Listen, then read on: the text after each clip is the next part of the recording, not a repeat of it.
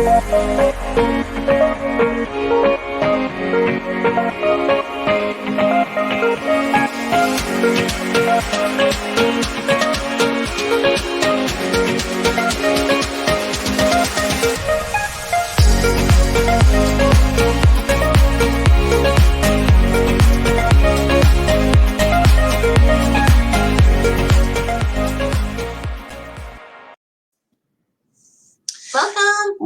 What's going on, Mr. Pagillo? How we doing this morning, everybody? We're doing good. So I want to welcome everyone, all of our viewers out there, to the Jeff and Michele Show. Today we're going to be going over mortgage rates in the current market, what's going on right now, and what you need to know if you're a buyer or a seller.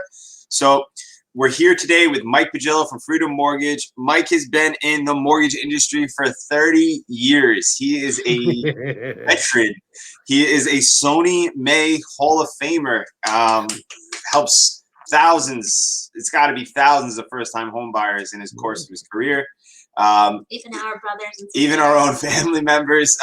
Very happy. You know, I can't say more about Mike and his efforts to get first-time home buyers and anyone, for that much, a mortgage and into the house of their dreams. So let's jump right into it, Mike. Let's get right into it. So you know the market is insane right now. Houses are selling ridiculously fast. Absorption rate time 2.5 months. If no real estate agent out there sells a house in 2.5 months, we are out of inventory. So we get asked all the time from buyers, from sellers, about interest rates, right? So I'm a real estate agent. I don't know. I don't do the interest rates, but luckily I have people like you that do. So why don't we go over what the rates are doing currently and how that can positively affect a buyer and or negatively affect a buyer? Well, since the beginning, rates have started to go up basically the last couple of months. Even toward the end of last year, they started going up a little bit, which was kind of expected. The experts say it's going to go up the first quarter, and they have, and we're pretty much done with the first quarter. Nothing crazy, but they're definitely inching upward somewhat. The last 3 weeks or so, being the end of February, middle of February, they've gone up a bit. And now the last 4 or 5 days, they've kind of settled down a little bit. Hopefully that's going to be the case for a while. But one never knows. People don't really follow interest rates as much, but I kind of always talk about like the stock market. You buy, let's say, Home Depot stock, you don't know what it's going to be in 2 weeks or a month. Nobody does. That's the same thing with interest rates. Yeah, it's the truth from day to day. You know, one day I'm saying, rates are going up, and then news comes out, man, rates are going down. So you never know. But they have been going up for sure. So if interest rates go up, what happens to a buyer's buying power? It hurts their buying power. Obviously, the higher the interest rate, the higher the payment will be based on whatever rate it is and how much they borrow. When you qualify for a mortgage, you do what's called ratios. Here's how much your income is. Here's how much debt you're allowed to have. Just simple budget. Like everybody budgets themselves. We do the same thing. We budget you based on that. This is what you qualify. A mortgage payment of $2,000, let's say. Now, if the cost of that money goes up somewhat, that $2,000 isn't going to get you a $200,000 mortgage anymore. It might only get you $180,000. By the same token, if it goes down, we can get you a more of an interest rate, keeping the payment the same. Gotcha. An eighth of a point, it doesn't change it that much, but once you start talking a quarter, 3/8, because interest rates run by every eighth. So it's an eighth, a quarter, 3/8, a half, 5/8 type of thing. It definitely will start affecting buyers if it goes up much more. Okay, so obviously then if the buyers don't qualify for as much, they're not going to be able to buy the houses at that price, and then we'll start to see inventory probably start to linger a little bit longer if demand comes down because they can't afford these houses in the current pricing point that they're at right now, with the fact that the big push from everyone moving eastward and out here and not having to be in the metropolitan areas like New York City and Queens, Manhattan. So, as long as interest rates stay kind of steady, we'll be good with this market. It'll still remain that seller's market. And interest rates are still really low. It's a little difficult to get in the twos anymore. I still get calls, I'm in the twos. But, rates are still really low. Gotcha. They're still So what much is really lower than low they've look been in previous years. Excuse me? What does really low look like? You said that they're not in the twos anymore. Well, the Sony May, which we do a lot of first-time home buyer, they're still in the mid twos. Okay. The conventionals are like in the low threes, and the FHAs are slightly lower normally than the conventional rates. Somewhat, the conventional rates are very FICO score driven, as we always talk about this. What that is, that's basically your credit score, your FICO score. We see a million commercials on that today, and it means a lot when you're getting a conventional loan. Basically, every 20 points or so, your FICO score changes 680, 700, 720. It's going to help you a little bit on your interest rate. So if you have a 640 credit score, you might be at 3.5%. And if you have a 750 credit score, you might be down to that 3 kind of thing again. So you would say that, like, and we do this a lot of time with our buyer consultations when we sit down and we talk to buyers for the first time, and we really look into their history on credit, and we'll notice that there's certain items and certain things that you can do pretty quickly to boost your credit score up enough to get you into that better interest rate. Absolutely. You know, we've done it a million times. You look at a credit score and it's like, you know what, if you pay these 3 credit cards down to a certain amount, it will bring your credit score up. And again, it's not an exact science. You can't say, all right, hey, you're going to pay this down, your credit score is going to go up 16 points. It doesn't work that way. But you can get a very good idea of what it's going to be. Absolutely. We spoke to somebody this morning at 694. Say, hey, you know what, if you pay this down, hopefully you get to 700. I mean, it's not a life-changing, for them, but it is. A few bucks is a few bucks, certainly. Not only the rates change a lot on the conventional loans based on your FICO score, but the PMI insurance, which is an insurance. Wait a second. Break that down. PMI insurance. What is PMI insurance? It's foreclosure insurance, basically, is what it is. When you put down less than 20% on a home, on a conventional loan, I should specify that, you pay foreclosure insurance. It's not insurance for the buyer. It's insurance for the bank against you going into foreclosure.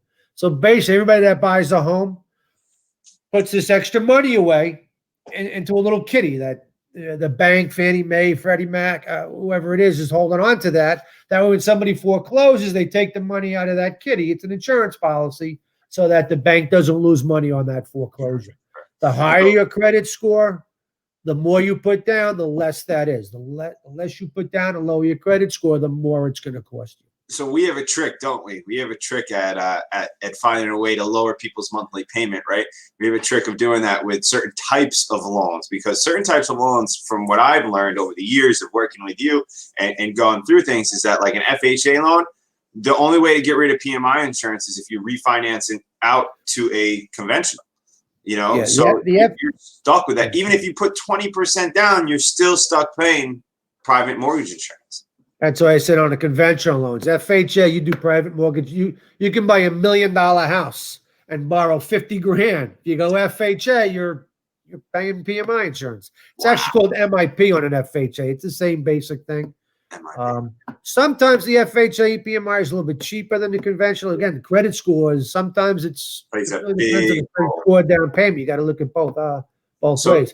So to summarize, really, the biggest things that are affecting your interest rate are your credit score. Absolutely.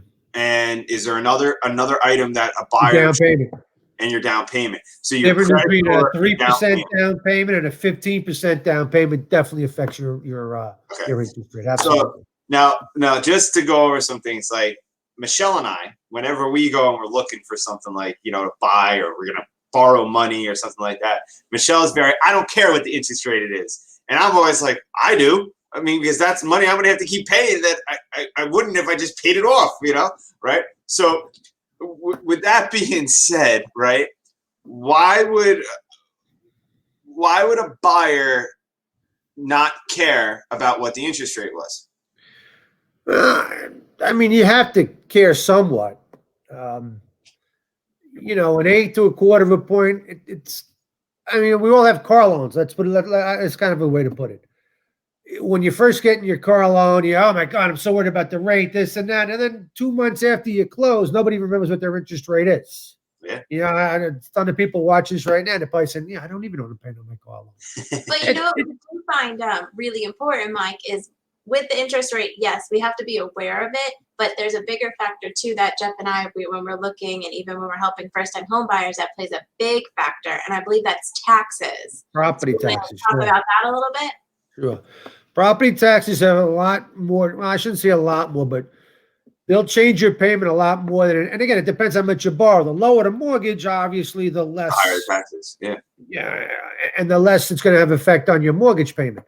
But put it this way: for every $1,000 you borrow, higher or lower on your mortgage amount, not including the PMI, that might change it a little bit, but we're talking pennies. For every $1,000 you borrow, it changes your payment less than $5 a month. Wow. So in other words, let's say you borrow $100,000. Just the principal and interest is $430. Let's say you borrow $101,000. It's $5 more, give or take. Not even. It's $4 and change more. And think about it. If you have if you borrow $1,000 and you have 360 payments, 30 years to pay it back, it's minimal. It's nothing. Whereas the taxes, less than $1 a day. yeah, it's not a big difference. It's like when people go crazy, oh my God, my rate went up an eighth of a point. Then I figure, I'm like, look, you went up $7 your payment.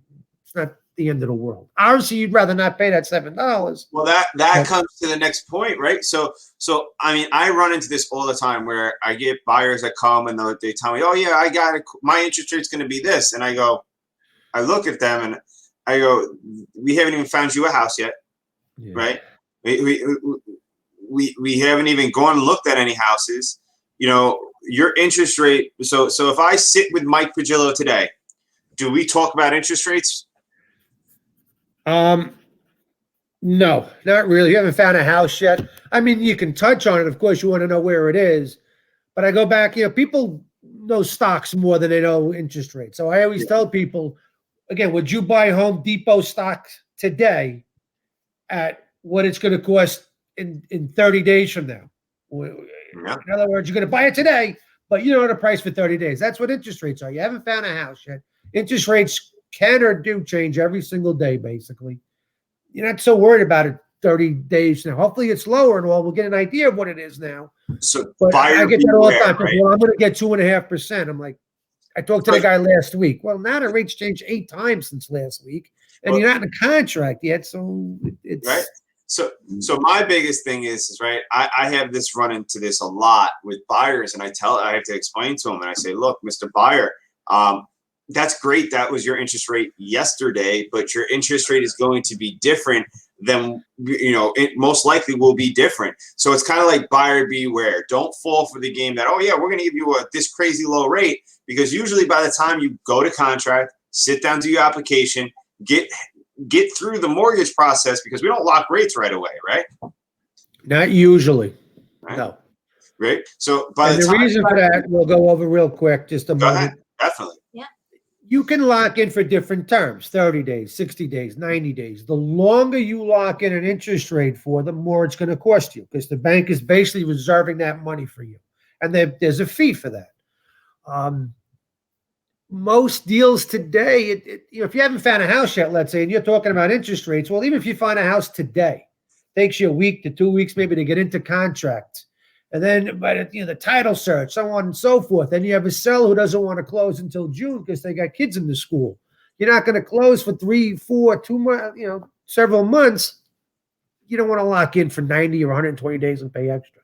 So most people, unless they know, hey, they're buying a vacant home or something of that nature, they know they're closing within, let's say, a 60-day time frame, you don't really lock in at time of application. So say I do, right? Say, because I've ran into this too with certain different other loan officers, and they lock the rate at the time of the application, and then something happens, and then there's a cost to extend that rate. Absolutely. Lock, absolutely. Right? You have to extend your rate lock again if you locked in for 30, 60, 75 days, whatever it is. Once that rate lock expires, you are going to pay to extend it. Now, if rates go higher, you're definitely going to want to pay to do that. Right. Yeah. Rates go lower, and every bank works the same way. If rates go lower, you're not going to get the benefit of a lower rate once you're locked in. Listen, everybody would lock in. If rates go down, I'm sorry, I can't close till 61 days. It doesn't work that way. Yeah, There so- are times you can do that, but again, you're paying a fee for that, and does it really not does it usually really work. right? Okay. All right, great. So Mike, in this market, when homes are properly priced, okay, and we get into these crazy bidding wars, which we're seeing on every house, doesn't matter anymore, right?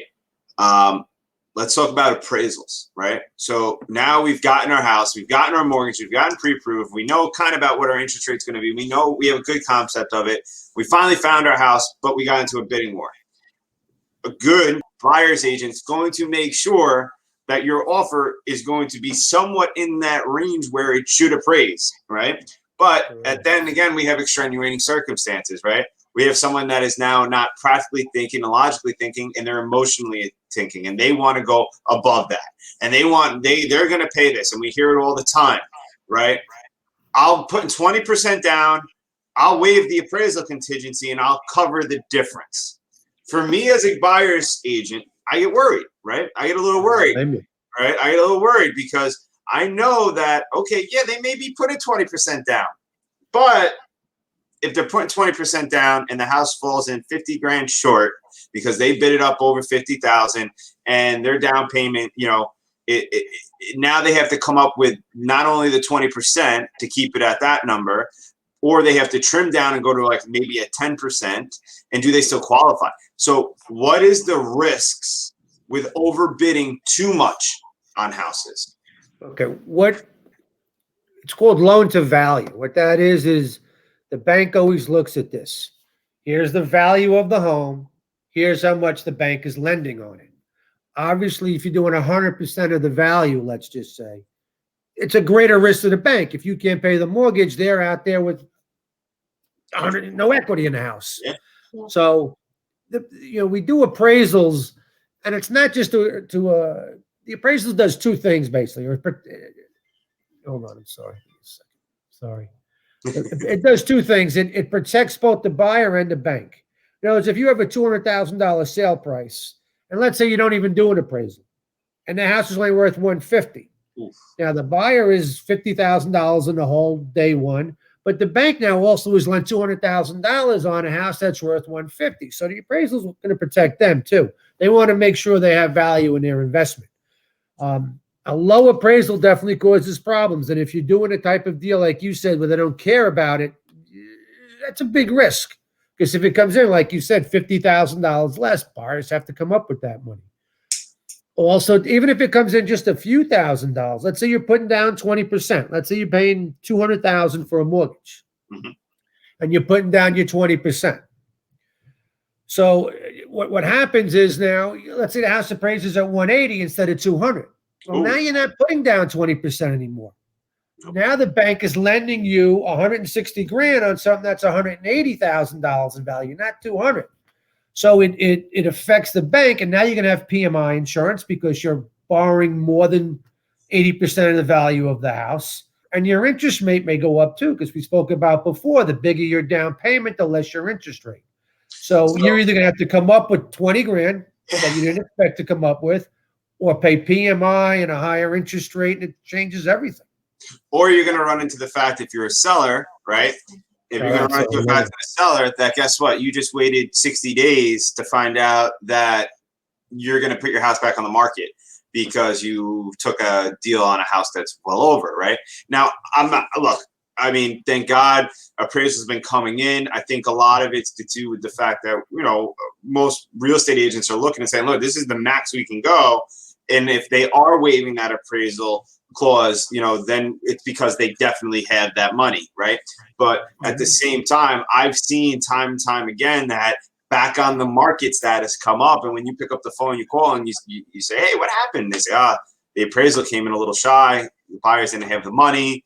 We're back on the market, right? So it kind of sounds like, if you don't mind me hopping in to just recap this, if you're a seller and you wanted to sell your home right now, it's really important that when you meet with, us for the real estate agents, that you really talk about appraisals. Would that be right, Mike? Because typically, Absolutely, you get a mortgage for the house. Absolutely. You want to know exactly, you want to know that it's going to appraise for what you're selling it for.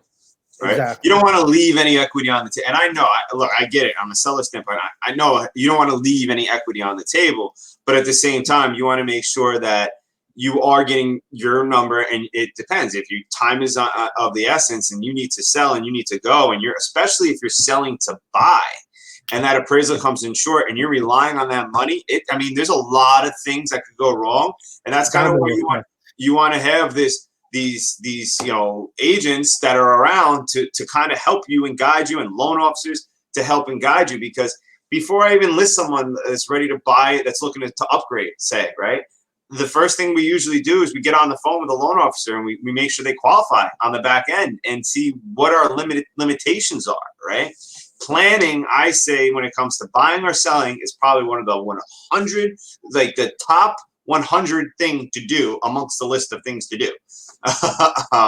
Absolutely. All right, thanks, Mike. That was some really great information. One other thing on the appraisal, because people, I don't know how they know exactly what an appraisal is. What that is that's an outside agency, has nothing to do with the bank or the real estate agent. What they basically do is they take 3 or 4 homes that have sold in the area that is similar to that home, and say, all right, if this 3-bedroom ranch sold for 200, and the one down the block sold for 200, and the one 2 blocks away sold for 220, and the one 4 blocks away all sold within the last 3 months in that 200 range, you have a value of about 200. Whereas, like what you said before, if you, especially now, prices are going up. If you get 500 grand for your house and every other house in the area is only sold for 440 or 450, yeah, it's great you sold it for 500, but appraiser can't bring it in at 500. He says, no houses are sold. Sitting there with their fingers. Yeah, it happens. So you got to be careful. You definitely need to know the market, obviously. Yeah. So, Mike, I have one last question. If someone's looking to get pre-approved, what are typical documents that they would need to provide?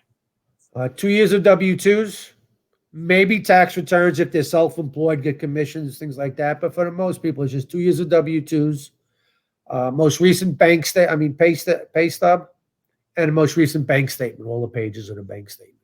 Right. And here's something too, right? You got to put up their credit report. Right. It's got to get ran, right? So they don't that's one of the biggest. I don't want them to run my credit. It's going to affect my score. I don't want them to run my credit. It's going to affect my score, right? Yes, it's going to affect your score to a little bit. It's not as bad as everybody thinks it is. But Mike, how long do you have to shop for a mortgage? How it works? Those Credit Karma commercials, they're great commercials, because I tell people all the time, look, you're watching too many Credit Karma. And when people get my credit score, it's actually, they're funny commercials, but they're, An inquiry will usually affect your credit score 2 to 5 points, very short term. Again, and it's a if a guy like me, a little bit older, have a long credit history, a point. It may not even affect my credit score. If you're a first-time home buyer and you're fairly young and you don't have that long of a credit history or that many different credit lines, it might affect you a few more, 3, 4, 5 points type of thing. But you have a span of, let's say, 14 days normally to run those credit reports, to shop around. It only affects you at one time. How I explain this, again, I always kind of go to different industries, but we all know Route 112 in Patchogue. There's 57 car dealerships there. Yep. So you get up Saturday morning, you got to buy a car, and you start at the Nissan dealer, and you go to Toyota, Chevy, whatever, and you go to 7 different car dealerships that weekend, and they all run your credit. It doesn't count as 7 inquiries. They recognize, all right, you're car shopping, 1 credit inquiry. It's 1 credit. Now, if you go there and then you go to a mortgage company and get another one run, and then you decide to get a personal loan and a credit card, then that's 4 or 5 different industries, let's say, that are running your credit, and it'll show up as 4 or 5 inquiries. But if you're looking for a mortgage and you go a couple of weeks and you check with 3 different companies, counts as 1 inquiry against you. All right. So I'm going to put you on the spot here because this we didn't go over. And it might be a little rough, but hey, look, I know it's out there. I know it's a question that I just got asked this morning. And they said to me, Jeff, what is the difference if I go to a regular bank, like for instance, a Chase, TD, Bank of America, or if I go to a Freedom Mortgage or an actual mortgage banker, as opposed to not a broker, a mortgage banker? What's the difference? You didn't tell me you're going to ask that question. You all put me on the spot a little bit. Get you on the spot. You know what? People, I love it. Well, I don't love it, but people call me up and I can tell they're writing down notes and they got charts. Like, you can't do that so much. So forget interest rates, Drew. Forget that stuff. Use who you're comfortable with. That's what I tell people. Use what's going to, if you're not comfortable for whatever reason and you're more comfortable with the guy from Chase, then go to the guy from Chase. That's fine. I mean, it's really, that's what it's about. So we're all pretty much the same way in a way of rates. Banks are a little more strict normally. And as far as COs, which we haven't talking about, but the houses have things. You have a deck in the backyard. You have a pool and the town doesn't know about it. The credit unions and the banks tend to be, they look at that much more closely. Oh, it's a problem. Yeah. They want COs for everything, whereas the mortgage companies, as a mortgage company, we don't do car loans, we don't do personal loans, we don't do credit. We strictly do mortgages, so we're a little more open to all of these different kind of things.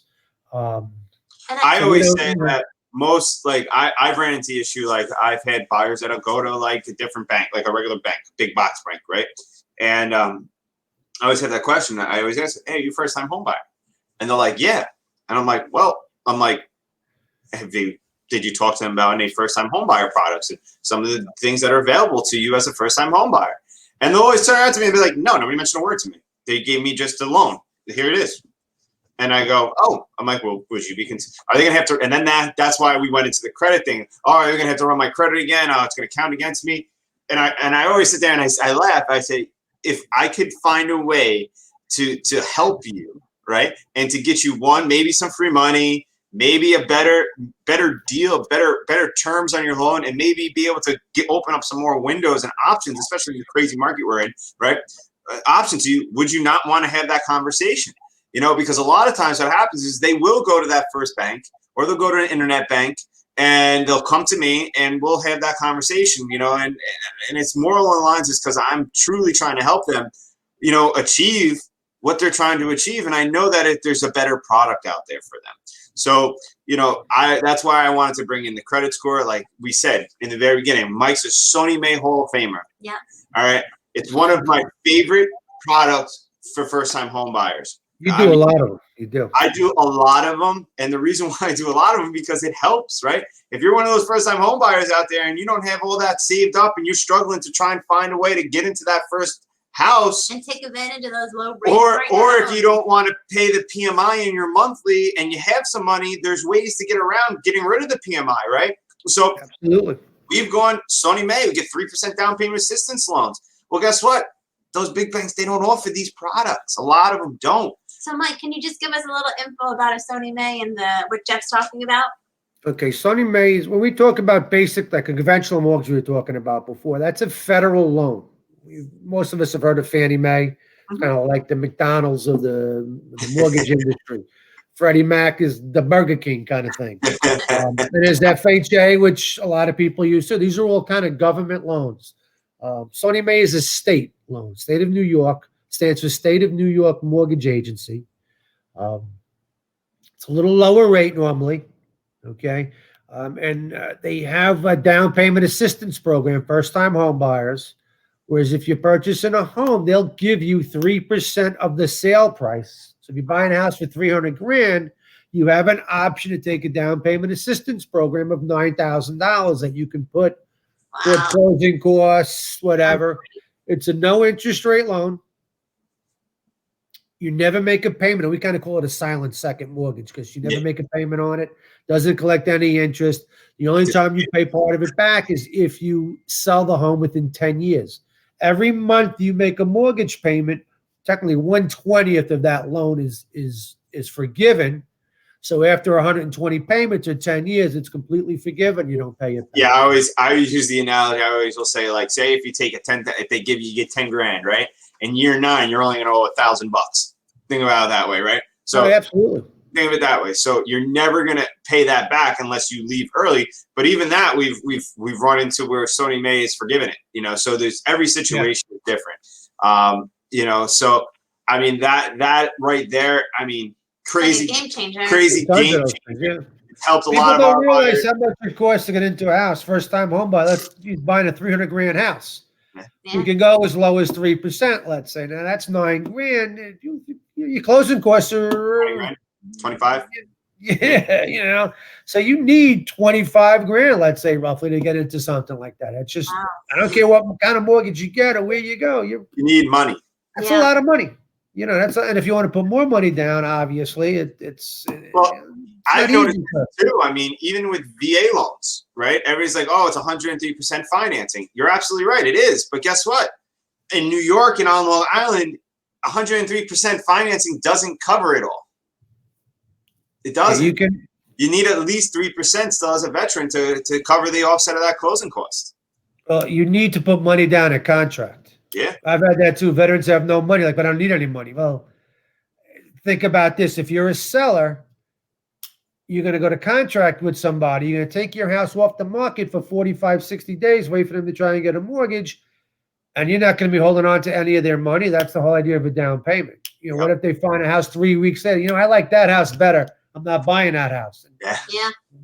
There's You no have none of collateral. their money to hold on to. Say, well, you have to buy my house from, Otherwise, you're losing you it. need money no matter what. You need, even on a VA loan, you have to put money down. Yeah. Now, that money could go toward closing costs at time of closing, Correct. but you still need that money. You're not getting a house with nothing, even as a veteran. Yeah, absolutely. It doesn't happen. I mean, I think we got a lot of great tips and a lot of really wonderful things that you shared with us today, Mike. Yeah, absolutely. I mean, I gotta say, I got one more question for you, Mike. I got one more question for you. Then we'll let you get back to On the pre-approved spot buyers. again? You're getting everybody there. Wait a No, second. no, What's your question? Would you right now, right? And I get this thing, and like we have a practice, right? In our business and on our team, we do not take anyone out to see a house unless they're pre-approved. Okay. Okay. And the reason why, it's not because I want to make sure I guarantee that I'm going to get a sale. It's not because of that the seller's requiring you. It's not because, although nowadays they are with COVID now, majority of sellers want the pre-approval before we even make the appointment. But realistically, it's really, to me, it's to make sure, one, that you really are ready to buy a house, right? But two, to also make sure that you're going to get the best product you possibly can, right? And then also to make sure that at the end of the day, you're actually going to be able to close, because in the process of getting a mortgage, there's costs, aren't there? Absolutely. So if you're pre-approved and you think you're pre-approved, which I've had happen to some buyers that go to their bank and they're happy and they say, yeah, you're qualified, you can buy this. Right? And they go and they look at the $400,000 house. They love it. We do everything. We do the home inspection. There's $550 gone, right?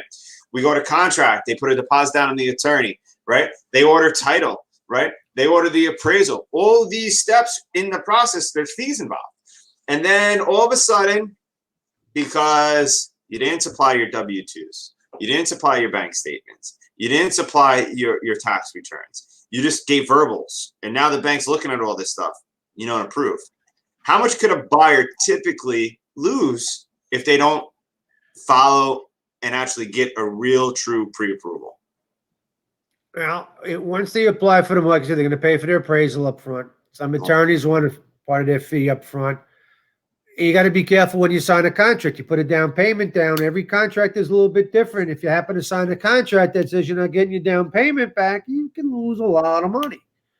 That's not the norm, but again, that's it can add up, obviously. I would say, but you waste a lot of time. You're waiting 60 to 90 days. And we've done this before. I know I've done it with other realtors. People go somewhere, and after 60 days, they get turned down for their mortgage. Yeah. Now, forget the money aspect. Their lease is up, which now they're, they told all their friends and relatives they're buying a house. Well, it's. If you have moving companies coming in and all these other things, I mean, it's not even about just there's all that other aspect, especially if you have a lease. Now, what do you do?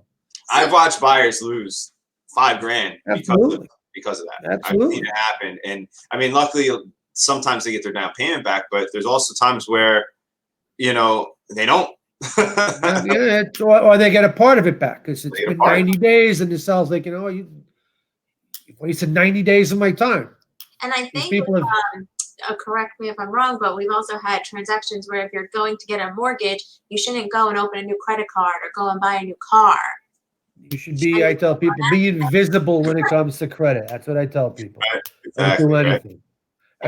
You'd be surprised how many people say, well, I didn't have a lot of credit, so I went and got a credit card last month. Well, Oh, think about it. When you get it happens, but you're getting a mortgage is 30 years. So you've had a credit card for 2 months, you made one payment on it. You need a history. Yeah. Technically, we want you to have, let's say, 3 lines of credit at least 12 months old. Don't go out and get new credit. Obviously don't co-sign, don't pay anything late, and don't be maxed out on your credit cards. There are a lot of people that say they've never made a late payment. I gotta say and that. they really haven't, and they have a low credit score because they have 4 credit cards with $1,000 balance, maximum each, and they have $1,000 on each one. If you got these FICO scores, they're all computer driven.